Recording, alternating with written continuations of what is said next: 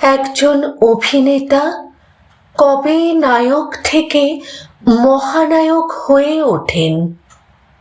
যখন তার অভিনয় কোনো পোশাকের মধ্যে বন্দি থাকে না, যখন তাকে ধুতি পাঞ্জাবিতে যেমন বিশ্বাসযোগ্য লাগে ঠিক তেমনই বিশ্বাসযোগ্য লাগে স্যুট টাইয়ে, আবার কখনো লুঙ্গি গামছা ক্লান্ত চোখে এক সাধারণ মানুষের বেশে। আজ আমরা কথা বলবো এমনই এক বিস্ময়ের কথা, যার নাম উচ্চারণ করলেই বাংলা সিনেমার ইতিহাস নীরবে মাথা নত করে। উত্তম কুমার। আজকের গল্প শুধু স্মৃতিচারণ নয়, আজকের গল্প যে ছবিগুলো হয়নি, যে চরিত্রগুলো পর্দায় আসেনি, কিন্তু এলে হয়তো ইতিহাসটাই বদলে দিত। উত্তম কুমার মহানায়ক কারণ তার প্রতিভা কোনো ফ্রেম মানে না।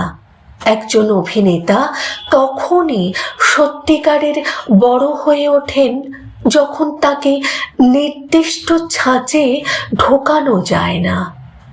ভাবুন তো, একদিকে ঝিন্দের বন্দির রাজা শঙ্কর সিং, অন্যদিকে খোকা বাবুর প্রত্যাবর্তনের রাইচরণ। দুজনেই একই মানুষ। রাইচরণের চরিত্রে অনেকেই এক সময় আপত্তি তুলেছিলেন, চাকর আবার এত সুন্দর হয় নাকি?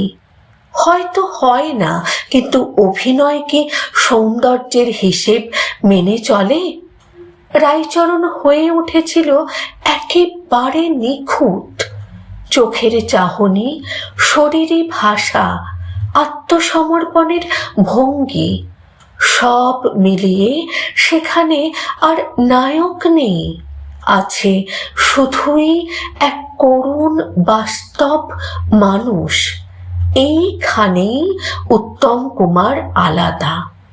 তিনি অভিনয় করতেন না, তিনি হয়ে উঠতেন। সিনেমার বাস্তবতা নিয়ে তর্ক নতুন নয়। কেউ বলেন এটা বিশ্বাসযোগ্য নয়, কিন্তু শিল্প কি কেবল বাস্তবের অনুলিপি, নাকি বাস্তবের ঊর্ধ্বে উঠে অনুভবের জায়গা তৈরি করাই শিল্পের কাজ? মহান প্রতিভার কোনো সীমানা নেই, এই কথাটাই প্রমাণ করেছেন উত্তম কুমার। তার করা অধিকাংশ ছবি আজ ইতিহাস, কিন্তু আশ্চর্যের বিষয়, যে ছবিগুলো তিনি করতে পারতেন অথচ করেননি, সেগুলোর কথা ভাবলেই বুকের ভেতর একটা দীর্ঘশ্বাস জমে ওঠে। ইদানিং ব্যোমকেশ নিয়ে বেশ আলোচনা চলছে।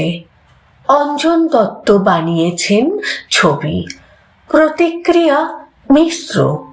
আবির চট্টোপাধ্যায়কে বর্তমান প্রজন্ম অনেকটাই গ্রহণ করেছে, আবার কেউ কেউ বলেন হিন্দি সিরিয়ালে রজত কাপুরের ব্যোমকেশ যথেষ্ট ভালো। তর্ক চলবেই, চলা উচিতও, কিন্তু একটা জায়গায় এসে সব তর্ক যেন থেমে যায়। সত্যজিৎ রায়ের চিড়িয়াখানা, এই ছবিতে ব্যোমকেশ বক্সী মানেই উত্তম কুমার। একথা বললে কারো আপত্তি থাকার কথা নয়। আজকের প্রজন্ম অনেকেই চিড়িয়াখানা দেখেননি, তাই হয়তো তারা জানেন না ব্যোমকেশ চরিত্রে উত্তম কুমার কতটা অনন্য। একবার ছবিটা দেখলে আর কাউকে কল্পনাই করা যায় না। ধুতি পাঞ্জাবি, হাতে সিগারেট, মোটা ফ্রেমের চশমা, তীক্ষ্ণ অথচ শান্ত দৃষ্টি। মনে হয় যেন শরদিন্দু বন্দ্যোপাধ্যায় নিজেই এই অবয়ব ভেবেই চরিত্রটি লিখেছিলেন। সবচেয়ে আক্ষেপের জায়গাটা এখানেই। 60-এর দশকে যখন উত্তম কুমার ছিলেন মধ্য গগনে, ঠিক সেই সময়েই যদি আরও ব্যোমকেশ ছবি তৈরি হতো, তাহলে বাংলা সিনেমার গোয়েন্দা ইতিহাস অন্য রকম হতো। হয়নি, এই সত্য মেনে নেওয়া ছাড়া উপায় নেই। কিন্তু যদি হতো, তাহলে নিঃসন্দেহে শরদিন্দু বন্দ্যোপাধ্যায়ের বহ্নি পতঙ্গ হতে পারত এক অনবদ্য সিনেমা। বহ্নি পতঙ্গ এমন একটি উপন্যাস যার গতি যেন ছুটন্ত ঘোড়ার মতো। ঘটনার পর ঘটনা, চরিত্রের পর চরিত্র। পাণ্ডেজি, রতিকান্ত, শকুন্তলা, দীপনারায়ণ, প্রত্যেকের মধ্যেই রহস্য, প্রত্যেকের উদ্দেশ্য। রহস্য উপন্যাস বলতে আমরা যা বুঝি, একটি অপরাধ, একাধিক সন্দেহভাজন, প্রত্যেকের মোটিভ আছে, অ্যালিবাই আছে, আর আছে একমাত্র একজন বিশ্লেষক, গোয়েন্দা। এই কাঠামোয় বহ্নি পতঙ্গ প্রায় নিখুঁত। যেভাবে ব্যোমকেশ ধীরে ধীরে রহস্যের জাল ছিঁড়ে সত্যকে উন্মোচিত করে, তা একেবারেই সিনেমাটিক। এমন চরিত্রে যে বুদ্ধিদীপ্ত স্থিরতা, যে ব্যক্তিত্ব, যে অভ্যন্তরীণ তেজ দরকার, তা উত্তম কুমার ছাড়া আর কারো মধ্যে কল্পনা করাই কঠিন। এই কথাটা মানতে বোধহয় কারো আপত্তি থাকার কথা নয়। কিছু শিল্পকর্ম আমাদের জীবনে আসে না, কিন্তু তাদের অনুপস্থিতিও এক ধরনের উপস্থিতি হয়ে থাকে। উত্তম কুমারের না হওয়া ব্যোমকেশ ছবিগুলোও তেমনই। সেগুলো নেই, তবু ভাবনায় আছে, আলোচনায় আছে, আক্ষেপে আছে। হয়তো এটাই শিল্পের সবচেয়ে বড় জয়। যা হয়নি তাও আমাদের ভাবিয়ে তোলে। আজকের গল্প এখানেই শেষ করছি। মহানায়ক শুধু পর্দার মানুষ নন, তিনি আমাদের কল্পনার অংশ। আজকের মতো এখানেই থামি। গল্প ফুরোয় না কখনো, শুধু একটু বিরতি নেয়, ঠিক পরের দেখা পর্যন্ত।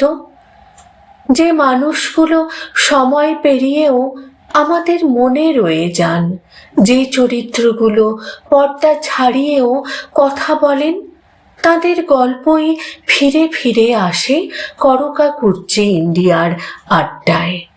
আপনাদের ভালো লাগা, ভাবনা আর স্মৃতি এই চ্যানেলের সবচেয়ে বড় প্রেরণা। ভিডিওটি যদি মন ছুঁয়ে যায়, তাহলে একটি লাইক দিয়ে পাশে থাকুন। আর এমন আরও গল্পের জন্য চ্যানেলটি সাবস্ক্রাইব করতে ভুলবেন না। পরের পর্বে আবার ফিরব আরও কিছু হারিয়ে যাওয়া মুহূর্ত, আরও কিছু অমর মানুষের গল্প নিয়ে। ততক্ষণ পর্যন্ত ভালো থাকুন, সুস্থ থাকুন, আর গল্পের সঙ্গে, অনুভবের সঙ্গে সব সময় যুক্ত থাকুন।